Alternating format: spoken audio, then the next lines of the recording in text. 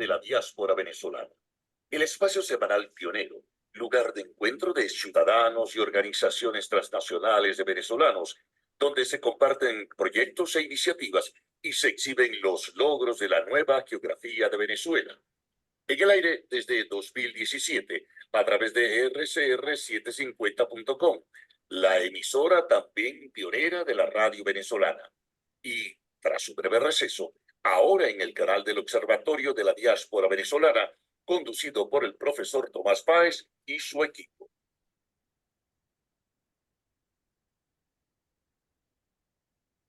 Buenas tardes, querida audiencia global. Nuevamente, como todos los lunes, a esta su hora 12 del mediodía, referencia hora venezolana, con este su espacio, La Voz de la Diáspora Venezolana. Eh, Hoy tenemos un maravilloso invitado, a quien conocemos desde hace unos cuantos años. Él es muchísimo más joven que yo, así que no se preocupen. Pero antes de eso, dos o tres cositas, porque me parece importante mencionarlas. Hay una preocupación de los medios internacionales, nos han estado llamando por las declaraciones que dio la vicepresidenta del país en relación con la decisión de Estados Unidos de retomar las sanciones impuestas a Venezuela después de considerar Estados Unidos que no se había avanzado de manera apropiada.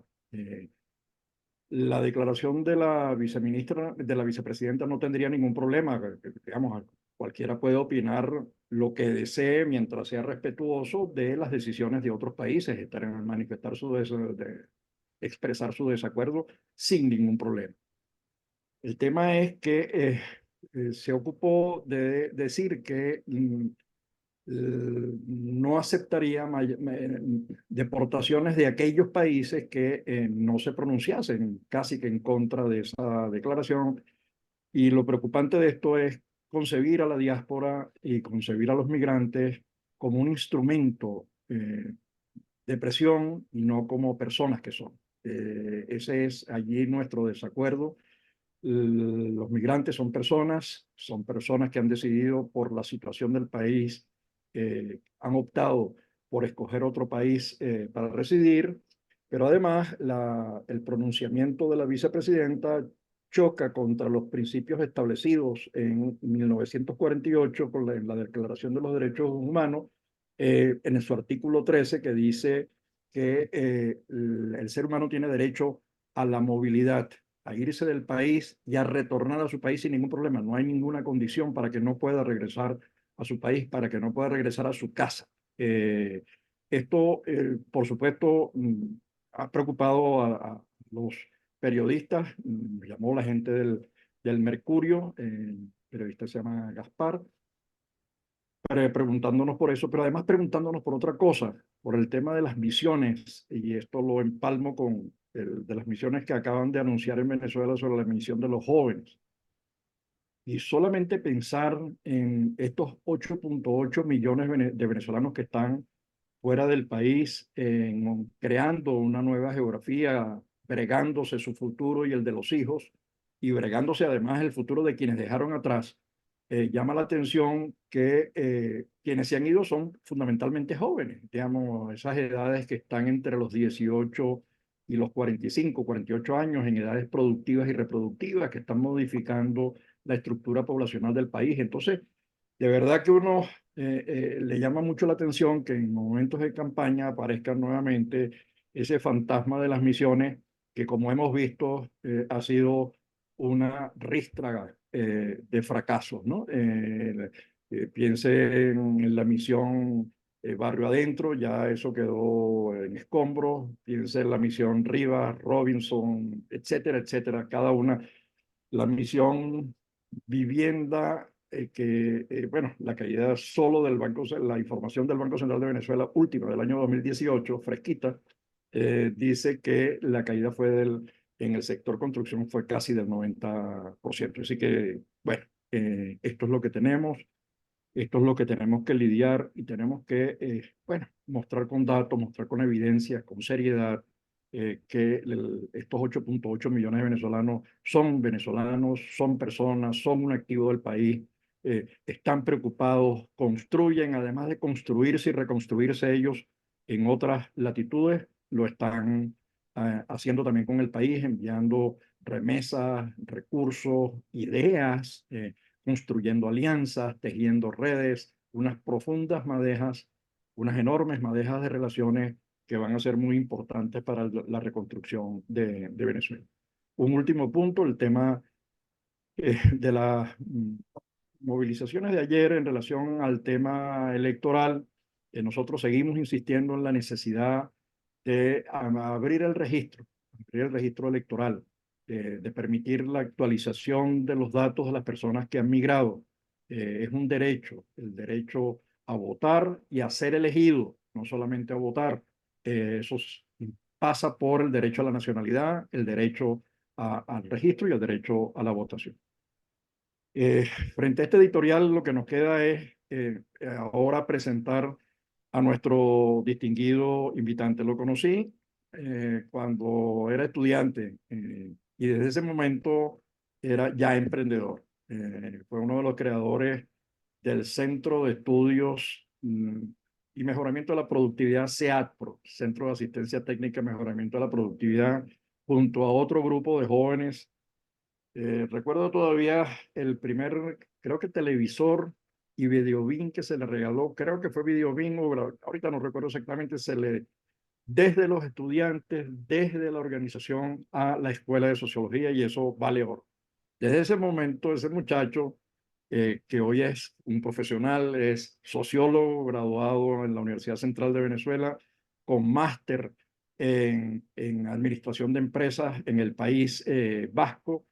Ha desarrollado como experto en emprendimiento, ha trabajado en el Instituto de Formación Empresarial que se creó en la Universidad Metropolitana, en Fin Productividad, Fondo para la Investigación y Mejoramiento de la Productividad. Ha escrito libros sobre el tema, ha escrito bitácoras sobre el tema, pero además ahora él sigue emprendiendo en el mundo, creando empresas, creando riqueza, creando empleos directos e indirectos, es decir, contribuyendo al desarrollo global. Jonathan hace poco participó junto a otros grandes amigos que han conformado un equipo que forma parte de ese esfuerzo por construir una iniciativa de emprendimiento. Participó recientemente en un taller y yo quisiera conocer sus impresiones porque la diáspora se está moviendo desde el asistencialismo, que lo necesita, porque hay gente que llega en condiciones muy difíciles, que atraviesan el Darién, que llegan a Colombia, que llegan a Riohacha, que llegan a Maicao, que llegan, o que llegan a Panamá, y él los ha visto. ¿Cómo mira él, primero su experiencia en ese taller y darle las gracias porque lo está haciendo desde su empresa, desde donde está, robándole tiempo a a su empresa para compartirlo con todos nosotros? Así que mil gracias, Jonathan, por este esfuerzo. Eh, bueno, de verdad que emocionado por esa presentación, doctor Páez. Me honra muchísimo haber escuchado además ese recuento, ¿no? Que se dice rápido, pero wow, qué cantidad de cosas se han hecho. Por el contrario, muy contento de poder aprovechar este formidable espacio para comunicar y comunicarnos en un momento y en una temática que definitivamente nos toca transversalmente a todos los venezolanos, ¿no? Hoy en día, los que están en Venezuela y los que de alguna forma decidimos, por diversas razones, migrar a otro país. Y efectivamente, como bien los decías, hoy en día las personas que de alguna forma deciden migrar, el perfil es muy heterogéneo, ¿no? Uno se consigue con experiencias de vida donde las personas han decidido dejarlo prácticamente todo y sin nada, se abocan a la tarea de buscar un nuevo destino. Pero bueno, también tenemos el caso de profesionales que de alguna forma en esa búsqueda de abrirse campo, abrirse espacio, decide con algunos recursos propios, decide con algunos ahorros, decidieron incluso, digamos, convertir activos que tenían en Venezuela en capital disponible para poder invertir y poder desarrollar algún tipo de actividad en el país de llegada, ¿no?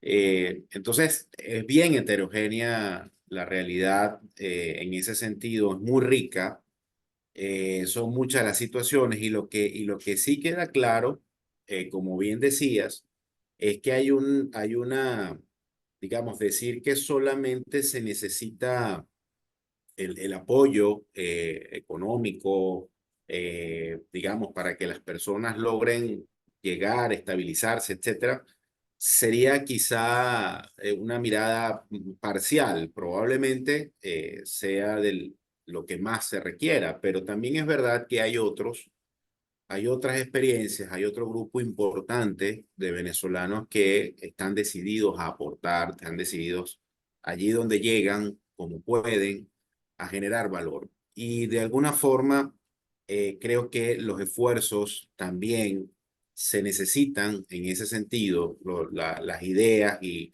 los mecanismos, ¿no? Para acompañar en ese proceso que no está exento para nada de dificultades, de retos, bueno, porque le toca a uno, comenzando por descifrar cómo hacerlo en ese nuevo entorno, ¿no? Que si bien uno comparte de pronto idioma, comparte ciertas elementos comunes, como por ejemplo el hecho de que te guste, si migras a un país latinoamericano, la comida, la música, hay elementos que son familiares. Bueno, son entornos que tienen reglas de juego muy particulares, que tienen una manera de entender ciertas cosas y que entonces hay que aprender a leer, ¿no? Cómo descifrar el modo en que se puede desarrollar lo que se tiene en mente para que funcione en realidad, ¿no? Entonces, frente a esa realidad, frente a esa situación, como bien decía, nos planteamos un grupo de profesionales que venimos desde hace rato trabajando en esta área del emprendimiento, bueno, cómo diseñar un programa, un mecanismo que permita ser sensible a esas realidades, a esas particularidades, pero que al mismo tiempo aporten herramientas, ¿no? Que ayuden a ir teniendo una mejor mirada sobre cómo hacer las cosas. Eh, a mí siempre me gusta referirme al emprendimiento como la forma en que uno puede lograr que las cosas sucedan, que las cosas pasen. Y para que eso sea así, evidentemente se necesita una manera muy particular de ver y de entender también las posibilidades que hay. Entonces, bueno, Jonathan, espérate, porque a mí me parece que eso que acabas de decir es muy importante. Hacer que las cosas ocurran, esa es la actitud volitiva del ser humano, digamos, imponerle a la realidad una dirección, la creación de una empresa, el desarrollo de una tecnología, lo que ha ocurrido solo con las tecnologías de la comunicación, ha supuesto unos cambios radicales. Es decir, quien hace 30 años se sentaba en una oficina no conocía todas las posibilidades que hoy abren las nuevas tecnologías que cambiaron todas las formas. Tú has participado en varias iniciativas. Yo recuerdo una conjuntamente con los emprendedores de la economía informal en Venezuela, incluso con quienes estaban en Sabana Grande, lo que llamaban los buhoneros. Eh, y hablar de la capacidad emprendedora, ¿a qué nos conduce? Cualquiera puede ser emprendedor, cualquiera que inicia, eso es emprendimiento. La persona que emigra de un país a otro, digamos, salir de un país donde dejas todo y te arriesgas, eso es emprendimiento, eso es autonomía. Eh, entonces, digo, en ese camino de imponerle a la realidad una dirección, de crear. Y me lleva a un segundo punto para que los anotes, el tema del papel del sector privado.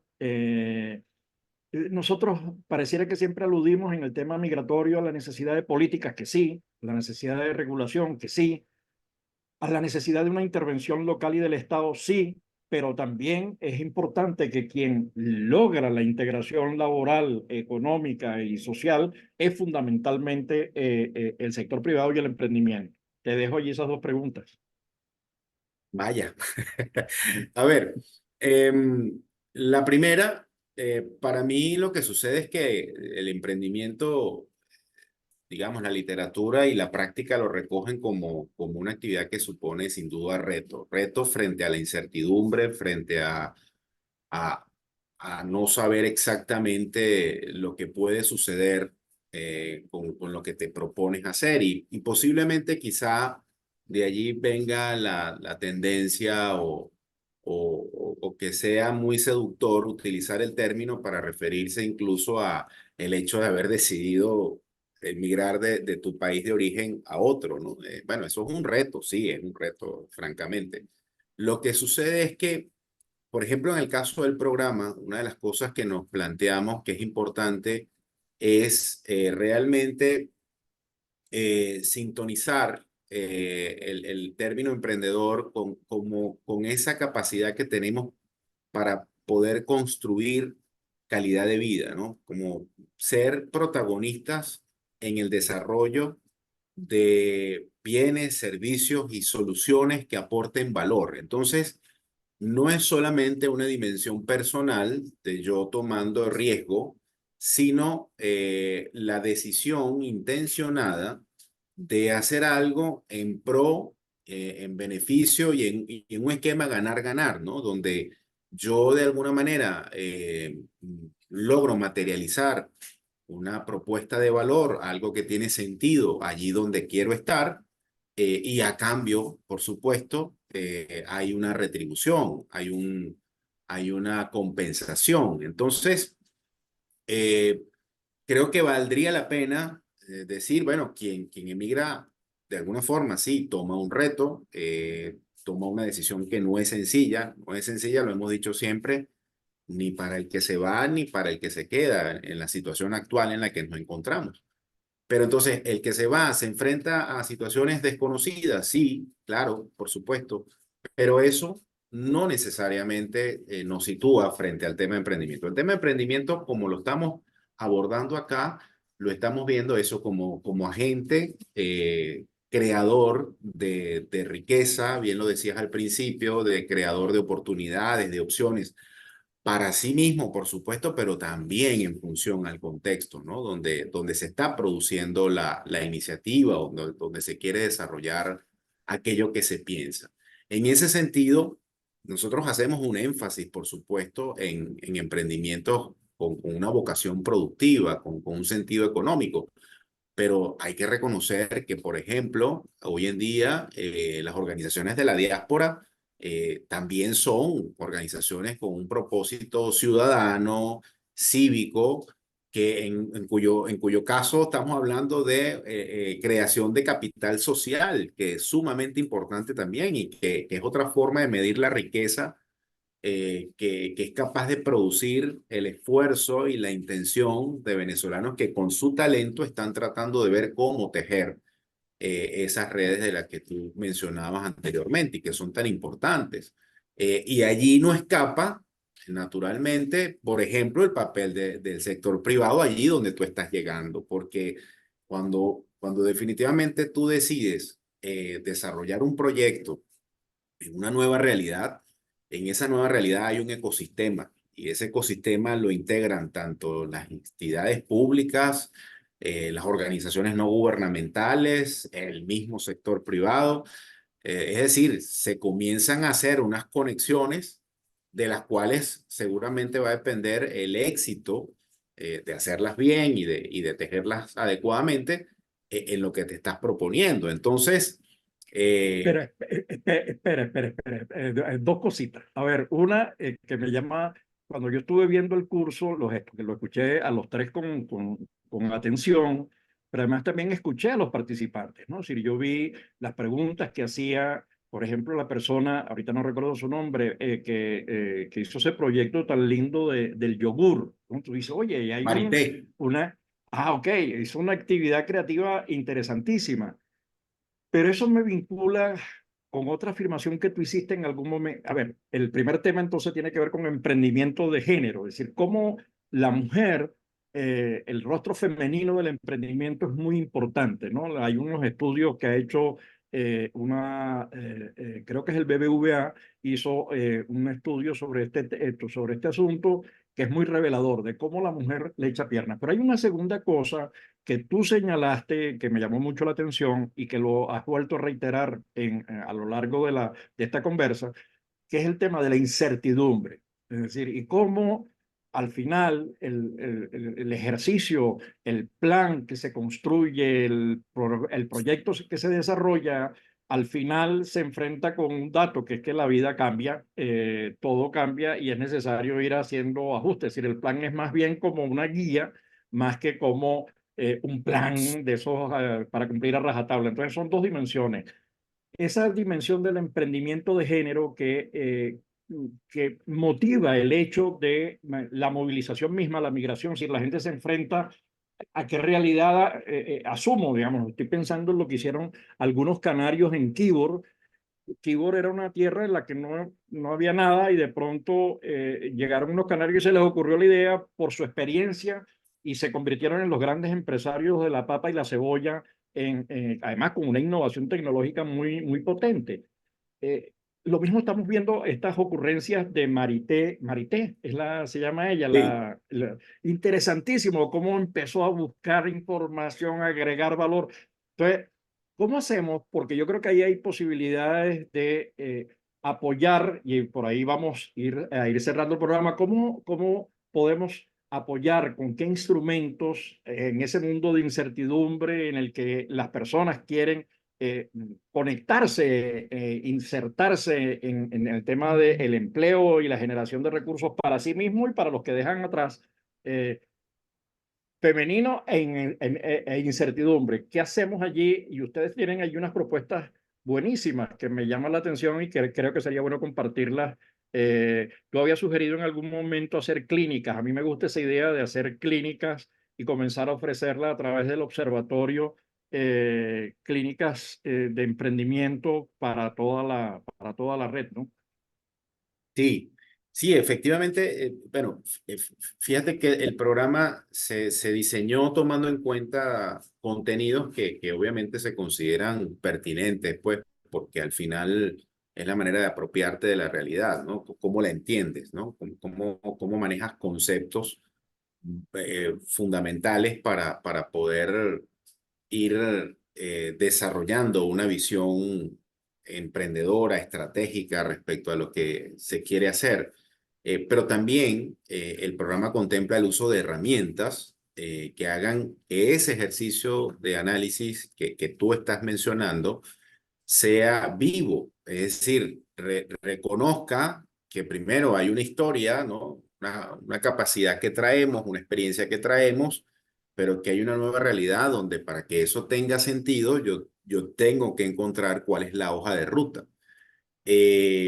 La filosofía del programa en ese sentido es muy clara, descansa sobre la tesis de que de la misma manera en que no se puede hablar de productos si no hay demanda, tampoco es posible hablar de empresas si no hay un empresario capaz de construirla. Entonces, todo el trabajo que está concebido dentro de lo que es el desarrollo del programa, que no solamente es formativo desde el punto de vista de contenido, sino también de acompañamiento. Y ahí entra en juego entonces esa idea de las clínicas empresarial, es precisamente en el entendido que esas competencias personales son importantísimas de no solamente potenciarlas, hacerlas conscientes primero, potenciarlas luego, sino que incluso sea posible el que se reconozca la importancia de esas competencias en el mismo grupo en formación. Francisco Rodríguez, que es uno de los artífices del diseño de este programa, él insiste mucho en la idea de comunidad de aprendizaje. Y efectivamente de eso también se trata, ¿no? Que no solamente es un asunto donde todos vamos a estar viendo unos contenidos, sino que en la misma interacción vamos a compartir problemas comunes, necesidades que son comunes y, ¿por qué no? También cosas que nos han funcionado a cada uno en su experiencia y que posiblemente pueda ser tomada por el otro, ¿no? Eh, de alguna manera, hemos considerado además que el programa tiene que entender que el emprendimiento forma parte al mismo tiempo, posiblemente, de la manera en que el participante está viendo su inserción productiva.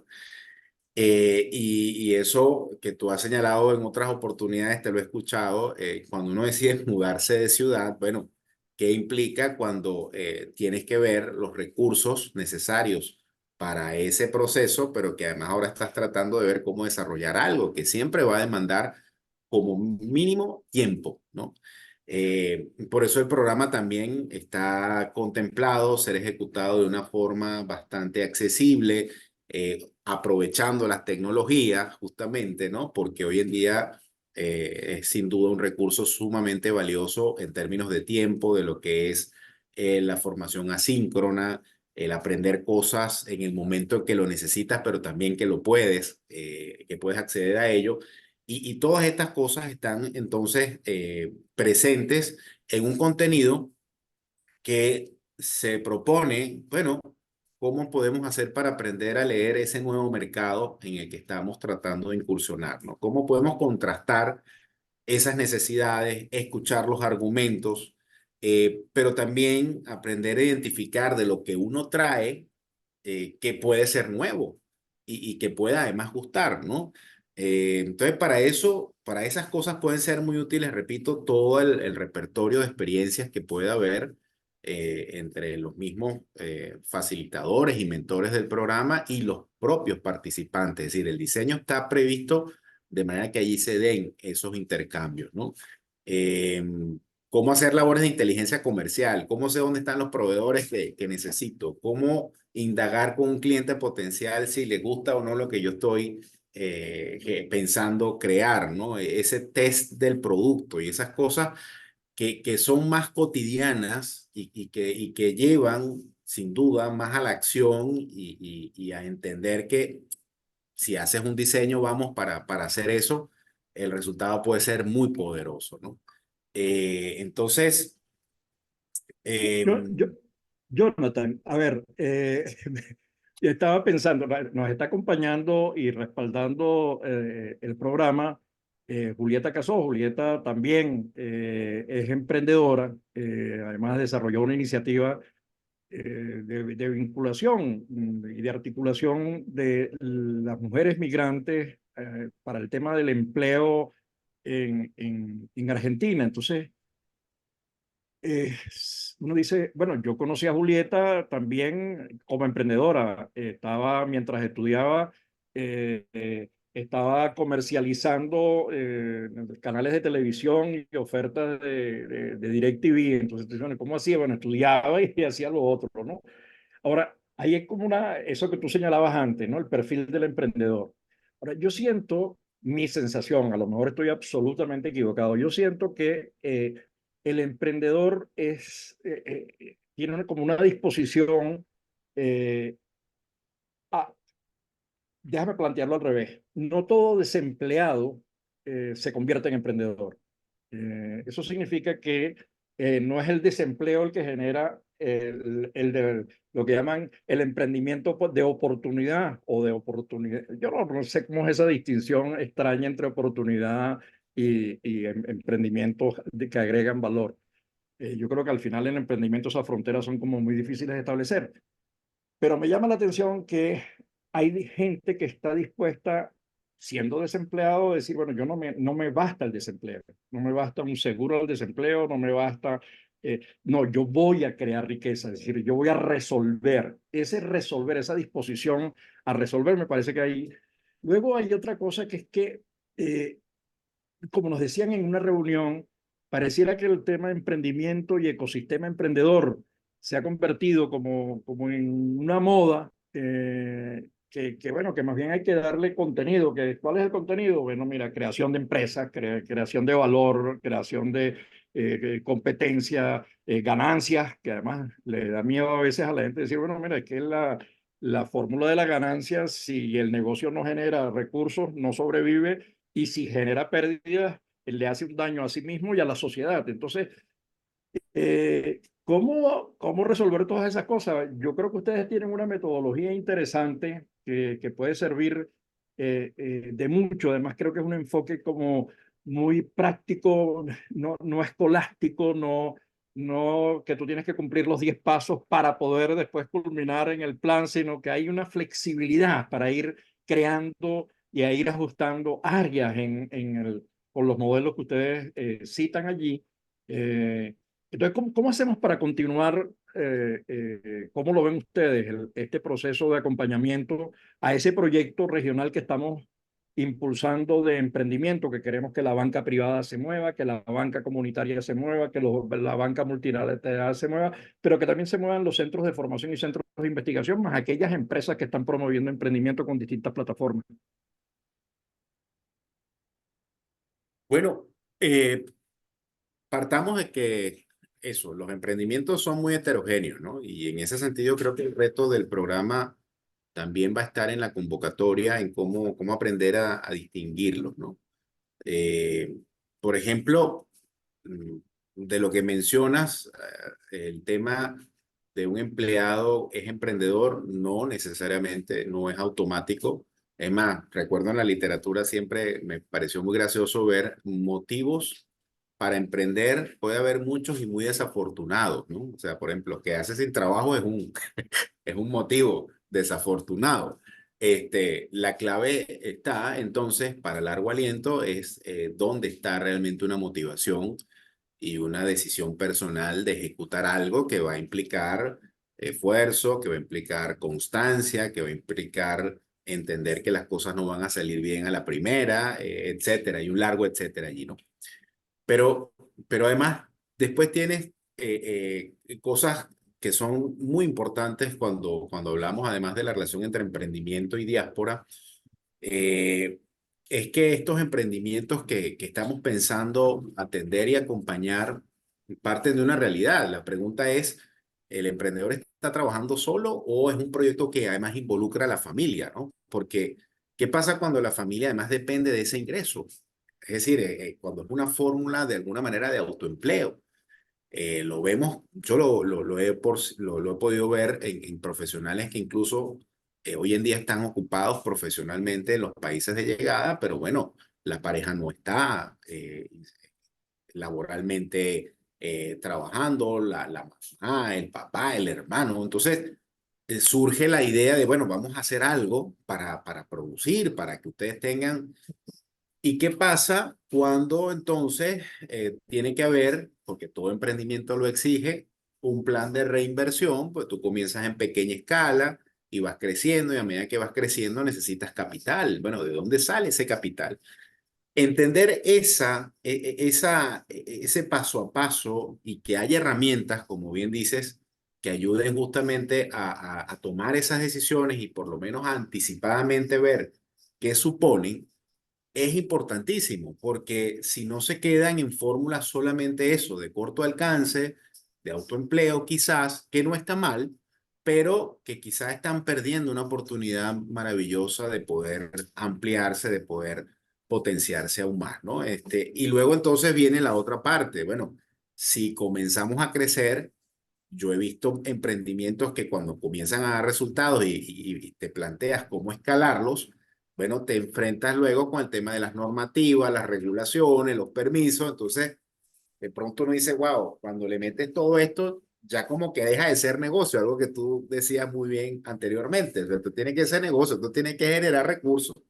Y en algunos casos, recursos suficientes como para yo poder, la manutención que necesito y además para poder reinvertir en la medida que sea posible. Entonces, estamos hablando francamente de decisiones y de una visión estratégica que tiene que estar como muy bien ensamblada y muy bien entronizada en esa realidad para que las cosas que van a pasar den el resultado que se necesita. Entonces, definitivamente lo que nos estamos planteando es cómo entonces a hacerle frente a todas esas situaciones que estamos seguros están presentes en muchísimos de los casos, ¿no?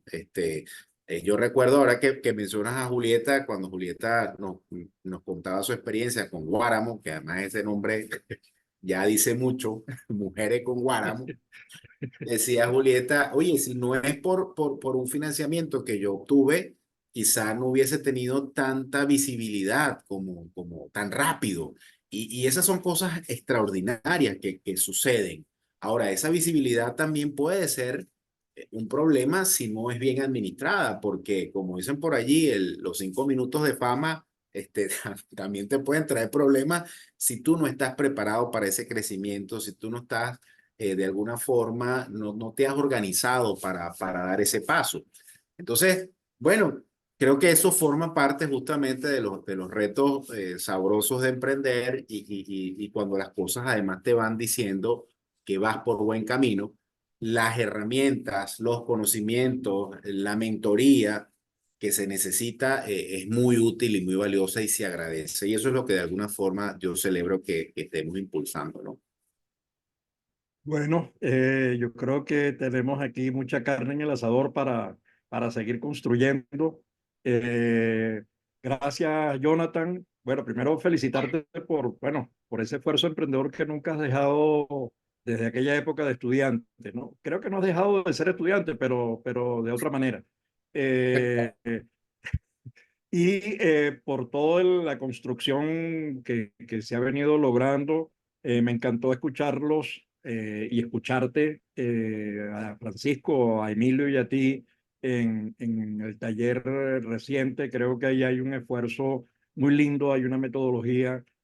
Esa metodología, vamos a ver cómo hacemos para contribuir a impulsarla dentro de este proyecto de emprendimiento que hemos venido trabajando con la OIM y que seguiremos impulsando por distintas vías. Así que mil gracias y éxitos.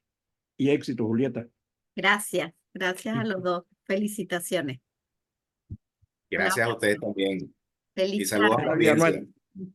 y a nuestra querida audiencia, hasta el próximo lunes a esta misma hora, 12 del mediodía, donde tendremos nuevos invitados para continuar dialogando con la diáspora y Venezuela y su diáspora en la nueva geografía. Feliz tarde. Hasta luego.